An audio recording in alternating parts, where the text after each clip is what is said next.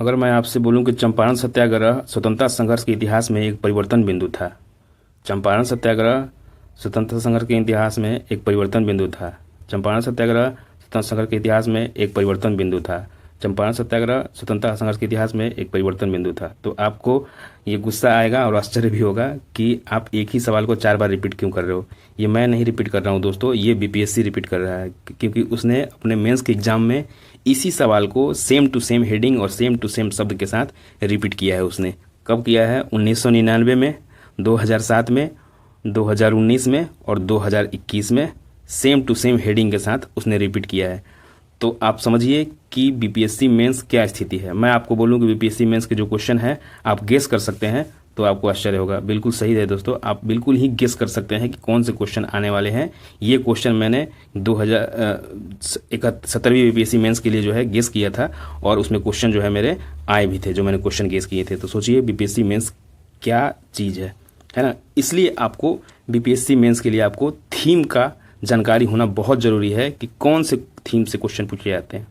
ठीक है दोस्तों, तो इस वीडियो में हम एक बीपीएससी मेंस के जो इतिहास के प्रश्न पूछे जाते हैं उसको पीवाईक्यू को उठा के और उसका सूक्ष्म विश्लेषण करेंगे। हम लोग देखेंगे कि कौन कौन से थीम से क्वेश्चन पूछे जा रहे हैं, किस किस टॉपिक पे है जो बीपीएससी हमेशा क्वेश्चन पूछ रही है, क्या पूछ रही है उसके बारे में, है ना। शॉर्ट में क्या पूछ रही है, लॉन्ग क्वेश्चन में क्या पूछ रही है, बिल्कुल बारीक से और बिल्कुल उसके पुर्जा पुर्जा हम लोग विश्लेषण करेंगे। और इस वीडियो के बाद निश्चित आप मानिए, विश्वास मानिए कि पूरा इतना आप काबिल हो जाएंगे कि आप खुद ही गेस कर पाएंगे कि कौन से क्वेश्चन बीपीएससी आगे पूछ सकता है इसमें। तो चलिए स्टार्ट करते हैं। देखते हैं हम लोग कि 70 में, 69 में और 68 में क्या ट्रेंड रहा है पूछने का। जो छोटे वाले क्वेश्चन है उसमें देखते हैं पहले हम लोग। देखिए यहाँ पे एक्ट से क्वेश्चन इसने पूछा है ना। एक्ट से पूछा है, 1992 का एक्ट पूछा है 69 में। 68 में पूछा है 1858 का एक्ट। तो फिर यहाँ पे भी एक एक्ट पूछना बनता है, कौन सा एक्ट पूछेगा। तो मैंने इसमें गेस किया था 1833 पूछ सकता है या 1861। तो इस बार 1861 का जो क्वेश्चन है वो पूछ लिया गया। ठीक है, यहाँ देखिए ये संथाल जो है, ये मुंडा आंदोलन पूछा गया 68 में।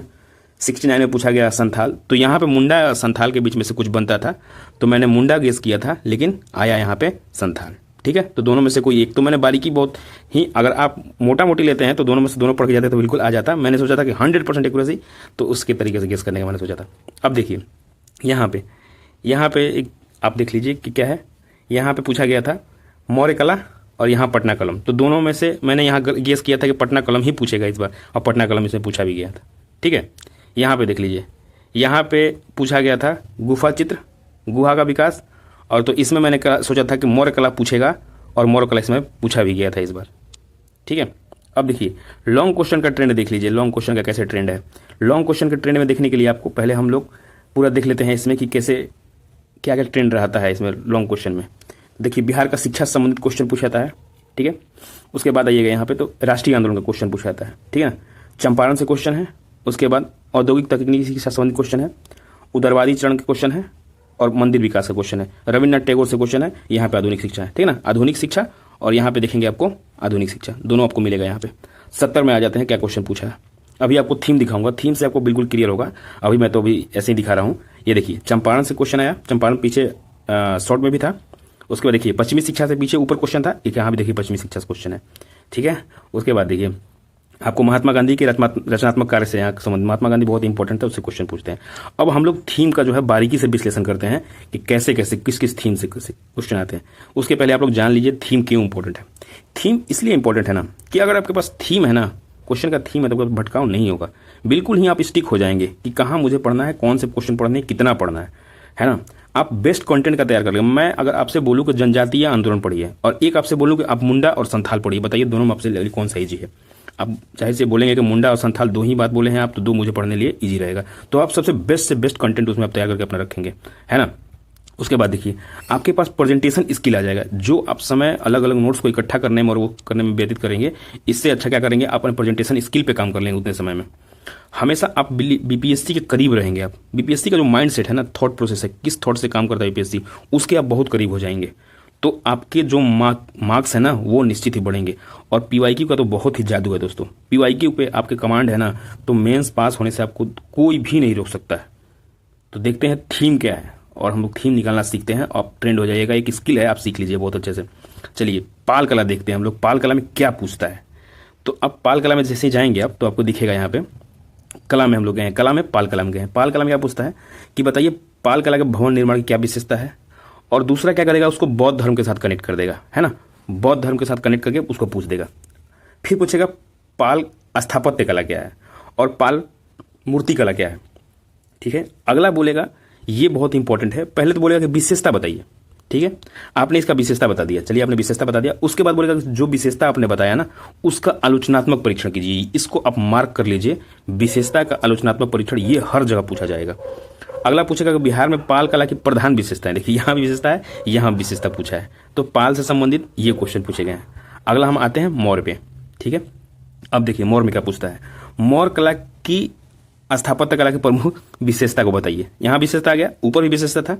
अब मैंने आपको बोला था अभी ऊपर कि देखिए ये बहुत इंपॉर्टेंट है, पहले तो विशेषता बोलेगा और उसके बाद बोलेगा कि उसका आलोचनात्मक परीक्षण कीजिए। तो ये बहुत इंपॉर्टेंट मार्क करके आप उसको रख लीजिए, ये ऐसे ही पूछता है कि विशेषता का आलोचनात्मक परीक्षण कीजिए।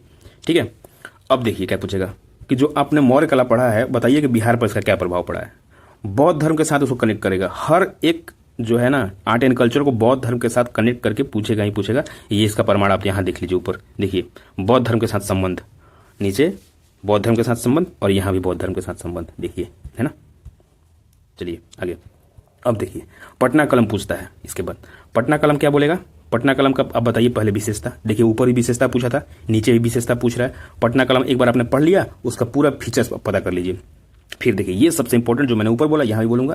पहले तो पूछेगा कि विशेषता बताइए, फिर कहेगा कि उसका विवेचना कीजिए, परीक्षण कीजिए, यानी कि उसके पक्ष और विपक्ष दोनों बताइए। ऊपर देखिए तीनों में, पाल कला में या मौर्य हो या पटना कलम हो, तीनों में एक ही ट्रेंड चल रहा है। यहाँ पे विशेषता पहले बताइए और उसका विवेचना कीजिए, परीक्षण कीजिए, आलोचनात्मक परीक्षण कीजिए। देखिए ट्रेंड समझ में आ रहा है ना आपको। अभी चलते हैं आगे, अभी और आपको दिमाग खुलेगा। अब देखिए आगे आप ट्रेंड सेट कर सकते हैं कि क्या पूछ सकता है। जब पटना कलम पूछ रहा है तो आपको पता होगा पटना कलम जो है मुगल से उसका उद्भव हुआ है, तो मुगल चित्रकला से तुलना करने के लिए पूछ सकता है। आगे आप ये अपने गेस करके रख सकते हैं कि आगे जब एक स्टेप बढ़ेगा तो कहां तक जाएगा। ये ऊपर जैसे आलोचनात्मक परीक्षण था तो यहां भी पूछ सकता है कि आलोचनात्मक परीक्षण कीजिए। ठीक है, आगे चलिए। अब देखिए नेशनलिज्म से संबंधित क्या हम देख सकते हैं, क्या थीम है नेशनलिज्म में। नेशनलिज्म में थीम है ये कि राष्ट्रवाद का विकास कैसे हुआ पहले तो, और उसके बाद जो विकास हुआ उसका आलोचनात्मक परीक्षण कीजिए। ठीक है ना, ये आलोचनात्मक परीक्षण वर्ड जो है ना इसको ध्यान से देख लीजिए कि आलोचनात्मक परीक्षण हर जगह पूछ रहा है। मैं आपको एक बहुत ही अच्छे तरीके से बात बता दूं, इसको लोग बहुत इग्नोर करते हैं। अगर बीपीएससी ने ये वर्ड लिखा हुआ है आलोचनात्मक परीक्षण, तो ये विश्वास मानिए दोस्तों, ऐसे ही तो स्याही बर्बाद कर नहीं रहा है कि आलोचनात्मक परीक्षण, कुछ और भी लिख देता। आलोचनात्मक परीक्षण उसने लिखा हुआ है तो कुछ तो इसमें बात होगा ना। तो आपको इस शब्द पे भी बहुत ध्यान देना है। पहले वाली बातें नहीं है कि जो मुझे राष्ट्रवाद के बारे में पता है वही लिख के आ जाऊंगा, नहीं, तो आप भूल जाइए। बहुत लोग हैं जो इस विषय पे, इस शब्द पे ही तैयारी करते हैं और वैसे ही लिख के आते हैं। तो आलोचनात्मक परीक्षण का अपना एक डिमांड है, उस डिमांड को सेटिस्फाई करना बहुत जरूरी है कि कैसे आलोचनात्मक परीक्षण करेंगे किसी भी क्वेश्चन का। अब देखिए क्या पूछता है, फिर मजदूर वर्ग से क्वेश्चन पूछता है। मजदूर वर्ग से क्वेश्चन, राजेंद्र प्रसाद राष्ट्रीय आंदोलन में, उसके बाद कांग्रेस की स्थापना के लिए उत्तरदायी कारक बताइए। उसके बाद राजेंद्र प्रसाद वाला जो क्वेश्चन है ना हम लोग पर्सनालिटी में देखेंगे अभी चल के। पहले इधर देख लीजिए, राष्ट्रीय आंदोलन के उदय के कारण, ऊपर भी पूछा नीचे भी देखिए उदय के कारण। अब देखिए क्या पूछता है फिर। अब देखिए उदारवादी कांग्रेस, ये इंपॉर्टेंट है, उदारवादी कांग्रेस और उग्रवादी कांग्रेस। इसमें पूछेगा क्या, इस वाले में, इस सेक्शन में पूछता है कि बताइए विशेषता क्या है उदारवादी कांग्रेस का, और उदारवादी कांग्रेस का जो है योगदान क्या है। फिर वैसे ही उग्रवादी में पूछेगा कि विशेषता क्या है, कार्यशैली क्या है, फिर उसका योगदान क्या है। तो एक ट्रेंड समझ में आया आपको, ये ट्रेंड है इसका। आगे चलते हैं, अब ट्राइबल रिवोल्ट में घुसते हैं हम लोग, देखते हैं। चलिए वैसे ही ट्राइबल रिवोल्ट को हम लोग देखते हैं। ट्राइबल रिवोल्ट में क्या पूछता है। ट्राइबल रिवोल्ट में आपको ध्यान देने वाली दो चीजें हैं। पहला, बहुत आपको अंदर जाने की जरूरत नहीं है, बिल्कुल स्टिक हो जाना है कि कहां से क्वेश्चन आ रहे हैं। देखिए एक तो बिरसा आंदोलन और एक संथाल, दो ही है इसमें, दोनों पर ही बिल्कुल बारीक से तैयारी करना है, ज्यादा भटकने की जरूरत नहीं है आपको। पहले इसमें करना क्या है, आप क्या क्या तैयार कीजिए इसमें, आपको देखिए इसमें तैयार क्या करना है। आपको इसमें तैयार करना है पहले कारण, उसके बाद परिणाम, और कारण और परिणाम हमेशा रिपीट हो रहे हैं, तो आपको कारण और परिणाम अच्छे से तैयार करना है। अब इसकी देखिए, ये देखिए विशेषता की समीक्षा, ऊपर भी हम लोग समीक्षा किए थे ना विशेषता की, तो ये वर्ड है ना बीपीएससी का बहुत ही फेवरेट वर्ड है कि विशेषता की समीक्षा कीजिए, आलोचनात्मक समीक्षा कीजिए, विवेचना कीजिए विशेषता की, है ना। ऊपर भी सारे आपने पाल में, मौर्य में, पटना कल में भी आपने देख लिया इसको। उसके बाद क्या पूछेगा, उसके बाद आपसे पूछेगा कि ये बताइए कि इसका प्रभाव क्या हुआ बिरसा आंदोलन का, फिर जनजातीय शासन पर इसका प्रभाव क्या हुआ, ठीक है। उसके बाद पूछेगा कि कारण परिणाम का जो है आलोचनात्मक समीक्षा कीजिए। फिर उसके बाद पूछा है कि आंतरिक शुद्धिकरण और विदेशी शासन की समाप्ति, ये पूछा है। उसके बाद क्या पूछा है, विशेषता की समीक्षा कीजिए। फिर उसके बाद क्या पूछा है, बिरसा आंदोलन ने जनजातीय संघर्ष को एक नया धार्मिक नेतृत्व प्रदान किया। तो ये सारे एंगल हो गए, यही क्वेश्चन पूछा हुआ है। अब देखिए क्या पूछता है, अब देखिए क्या पूछेगा, ये पूछता है कि संथाल विद्रोह के कारण क्या थे, ऊपर भी है, परिणाम क्या है और इसका मूल्यांकन कीजिए। ठीक है, फिर आपसे देखिए ये पूछ दिया ना, आलोचनात्मक परीक्षण कीजिए कारण और परिणाम का। फिर उसके बाद क्या पूछेगा आपसे कि औपनिवेशिक शासन के प्रति प्रथम तीव्र प्रतिक्रिया थी। ये बहुत बार रिपीट हुआ है कि ये प्रथम तीव्र प्रतिक्रिया थी, प्रथम तीव्र प्रतिक्रिया थी, रिपीटेड क्वेश्चन है। तो आप तैयार कर लीजिए ना, एक बार ही तैयार करना है। एक बार जैसे ही तैयार कर लेंगे तो फिर हमारा कोई भी क्वेश्चन अगर किसी तरीके का हम लिख सकते हैं, जितने सारे एंगल से डायमेंशन उसको तैयार करके हम लिख सकते हैं इसको।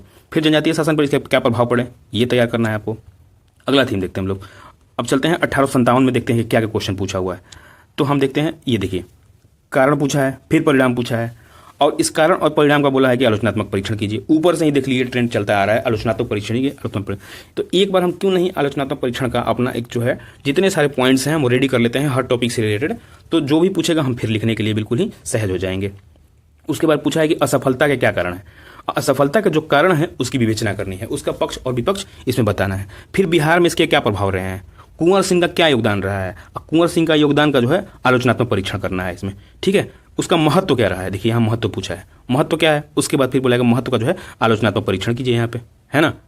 अब देखिए अगला क्या है, अगला पूछा है कि कुंवर सिंह की भूमिका बताइए आप, और जो भूमिका है उसका मूल्यांकन कीजिए, ये क्वेश्चन पूछा है। फिर पूछा है कि बताइए जो ये 1857 की जो क्रांति थी वो तो प्रथम राष्ट्रीय संग्राम, न तो प्रथम राष्ट्रीय न तो राष्ट्रीय संग्राम था, इस तरीके से क्वेश्चन पूछा हुआ है। ठीक है, अगला देखते हैं चंपारण, है ना, बीपीएससी का मोस्ट फेवरेबल क्वेश्चन और मोस्ट फेवरेट क्वेश्चन है ये। ठीक है, तो चलते हैं चंपारण के, देखते हैं चंपारण से रिलेटेड क्या पूछा है।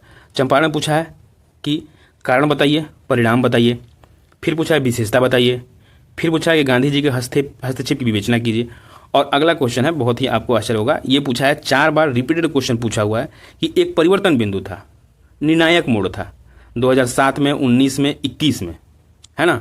उसके बाद देखिए फिर पूछा है आपका 1999 में पूछा है कि एक निर्णायक मोड़ था। ठीक है, तो ये क्वेश्चन रिपीट हो रहा है ना, 4 बार रिपीटेड क्वेश्चन पूछ दिया, तो क्यों नहीं हम इसको चंपारण को, नील को रेडी कर लेते हैं। जो भी क्वेश्चन पूछेगा इसमें जैसे घुमा के पूछेगा उसको हम रेडी कर लेंगे। महत्व पूछा है देखिए 2016 में, सेम। तो हमको करना क्या है, जो भी इसके कीवर्ड है उससे कीवर्ड से रिलेटेड 3-3, 4-4 जो पॉइंट है ना वो हम तैयार कर लेंगे, फिर चाहे जो भी पूछेगा उसको हम लिख देंगे, लिखने के लिए सहज हो जाएंगे। अगला देखिए क्या है, अगला है हमारा थीम जो है बिहार में किसान आंदोलन। ठीक है, बिहार में किसान आंदोलन, पीजेंट मूवमेंट इन बिहार। अब इसमें देखिए क्या पूछा है, इसमें पूछा है आपका कि बताइए कि स्वामी सहजानंद के बारे में पूछा है, स्वामी सहजानंद के बारे में बताइए, और बिहार के किसान आंदोलन में उन्होंने किस तरीके से योगदान दिया।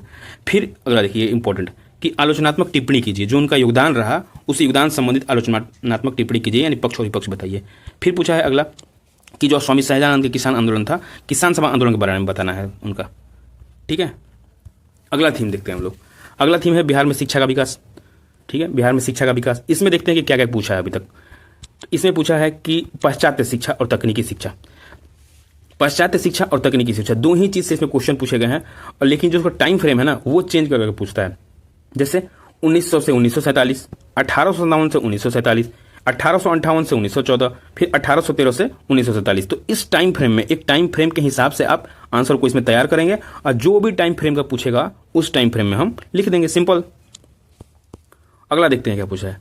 अगला जो है बंगाल विभाजन क्वेश्चन पूछा हुआ है कि बंगाल विभाजन क्या बता, उसमें क्वेश्चन पूछा हुआ है ये कि स्वतंत्रता संग्राम की दिशा को किस प्रकार प्रभावित किया बंगाल विभाजन ने। तो ये इसका थीम है, बंगाल विभाजन संबंधित ये क्वेश्चन तैयार करेंगे हम। अगला देखिए इसका क्या थीम है, अगला थीम है इसका बिहार राज्य का निर्माण, इससे संबंधित क्वेश्चन पूछा है। इसमें क्या पूछा है, आधुनिक बिहार के उदय पर प्रकाश डालिए, है ना। अगला चलते हैं थीम, अगला थीम में पूछा है सविनय अवज्ञा आंदोलन, इससे संबंधित क्या क्वेश्चन पूछा है कि विभिन्न सामाजिक वर्गों की भूमिका का मूल्यांकन कीजिए, जो वर्ग शामिल हुए इसमें इनकी भूमिका का मूल्यांकन कीजिए। अगला चलते हैं, अगला जो थीम है इसमें व्यक्तिगत सत्याग्रह, इससे संबंधित क्वेश्चन क्या पूछा है कि बिहार का योगदान बताइए, व्यक्तिगत सत्याग्रह में बिहार का योगदान क्या रहा उसके बारे में बताइए। अगला थीम देखते हैं, अगला थीम जो है भारत छोड़ो आंदोलन जो है। ठीक है, अब क्या पूछा है भारत छोड़ो आंदोलन संबंधित, ये पूछा है कि बिहार का आज़ाद दस्ता के बारे में बताइए। फिर पूछा है कि बिहार में क्विट इंडिया मूवमेंट के प्रभाव की विवेचना कीजिए। फिर पूछा है बिहार में स्वरूप एवं विस्तार बताइए क्विट इंडिया मूवमेंट का। उसके बाद बिहार का योगदान बताइए। ये इंपॉर्टेंट क्वेश्चन है, हमेशा क्वेश्चन ये आते रहता है।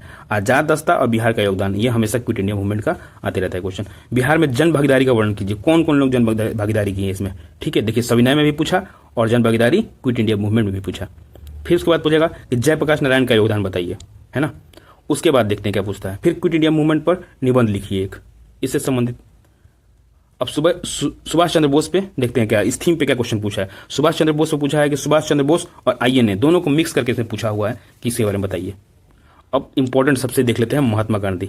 अब पर्सनालिटी पे हम लोग देख लेते हैं कि कौन कौन से क्वेश्चन बन रहे हैं पर्सनालिटी पे। तो महात्मा गांधी से संबंधित देखते हैं क्या क्वेश्चन बन रहे हैं। तो महात्मा गांधी से क्वेश्चन जो बन रहा है कि स्वदेशी पर जोर देकर क्या शिक्षा देना चाह रहे थे। महात्मा गांधी जो है स्वदेशी पर जोर दे रहे थे, तो जो स्वदेशी पर जोर देके क्या बताना चाह रहे थे, क्या शिक्षा देना चाह रहे थे समाज को, इसके बारे में बताना है। अब विचारों के बारे में उनसे क्या क्वेश्चन पूछा है कि वर्ण व्यवस्था पर विचार बताइए, यहाँ जाति व्यवस्था पर विचार बताइए, उसके बाद धर्म पर विचार बताइए, फिर सत्याग्रह पर विचार बताइए, फिर अहिंसा पर विचार बताइए, और फिर सामाजिक विचार बताइए, और फिर सांस्कृतिक विचार बताइए। तो इतने विचारों पर हम क्यों नहीं 5-5 पॉइंट रेडी कर लेंगे, चाहे जो भी पूछो हम बिल्कुल ही देने के लिए सहज हो जाएंगे उसमें आंसर। देखिए तो थीम आप गेस कर पा रहे हैं इसमें कि क्या क्या क्वेश्चन रिलेटेड आ सकते हैं। तो विचारों से संबंधित क्वेश्चन। उसके बाद जन आंदोलन में क्या भूमिका थी गांधी जी की, है ना। उसके बाद रहस्यात्मकता के बारे में क्वेश्चन पूछा है कि रहस्यात्मकता में उसके मौलिक विचार और दांव पेच की सहज प्रवृत्ति थी। तो जो ऊपर विचार आप पढ़े ना, उससे विचार से ही रिलेटेड जो है ये क्वेश्चन मिक्स करके पूछा हुआ है। लोक चेतना में उनकी अनोखी पैठ थी, किस तरीके से गांधी जी ने लोगों के बीच में अपना विश्वास पैदा किया था, कौन कौन तरीकों से, इसके बारे में क्वेश्चन बताना है। एक प्रतिष्ठित गांधी जी, एक प्रतिष्ठित राष्ट्रीय नायक के रूप में गांधी जी जो थे वो उभरे थे, उदय के कारण का आलोचनात्मक विश्लेषण करना है इसमें। अगला थीम देखते हैं। अगला थीम जो पर्सनालिटी में है वो रविन्द्रनाथ टैगोर है। रविन्द्रनाथ टैगोर से संबंधित क्वेश्चन क्या बनते हैं, तो रविन्द्रनाथ टैगोर की भूमिका बताना है, राष्ट्रीय आंदोलन में क्या भूमिका रही थी ये पूछेगा। अगला क्वेश्चन पूछेगा कि भूमिका जो थी उनकी कांग्रेस से कैसे भिन्न थी, ये क्वेश्चन है। अगला क्वेश्चन पूछेगा कि उनके सामाजिक विचार बताइए, सांस्कृतिक विचार बताइए। अगला क्वेश्चन है कि बहुमुखी प्रतिभा संपन्न व्यक्ति थे रविन्द्रनाथ टैगोर, कैसे, आलोचनात्मक समीक्षा कीजिए। उसके बाद पूछेगा उनका कि रविन्द्रनाथ टैगोर का बांग्ला साहित्य में और संगीत में क्या योगदान रहा, ये बताइए। तो रविन्द्रनाथ टैगोर से संबंधित इतने सारे एंगलों से आपको तैयारी करनी है और नोट्स प्रिपेयर करने हैं। अगला पर्सनालिटी देखते हैं। अगला पर्सनालिटी है इसमें राम मनोहर लोहिया। उसमें पूछे हैं राम मनोहर लोहिया का सामाजिक विचार बताइए और आर्थिक चिंतन बताइए। अब अगला पर्सनालिटी देखते हैं, जयप्रकाश नारायण, जेपी के बारे में पूछा है। तो जयप्रकाश नारायण के बारे में क्विट इंडिया मूवमेंट से जुड़े क्वेश्चन पूछा हुआ है इसमें। जेपी के बारे में आजाद दस्ता से जुड़े क्वेश्चन पूछा हुआ है। उसके बाद उनसे पूछा हुआ है कि सामाजिक विचार बताइए और आर्थिक चिंतन के बारे में बताइए। ठीक है, पर्सनालिटी है ये। अगला पर्सनालिटी है बहुत ही इंपॉर्टेंट, जवाहरलाल नेहरू। अब देखते हैं जवाहरलाल नेहरू से संबंधित क्या क्वेश्चन पूछे जा रहे हैं। जवाहरलाल नेहरू से संबंधित बोलता है कि आधुनिक भारत के निर्माण में क्या भूमिका थी, इस भूमिका को समीक्षा करनी है इसमें जवाहरलाल नेहरू से संबंधित। ठीक है, फिर पूछेगा जवाहरलाल नेहरू के विदेश नीति के बारे में बताइए, विदेश नीति के क्या क्या प्रमुख लक्षण थे उसके बारे में बताइए।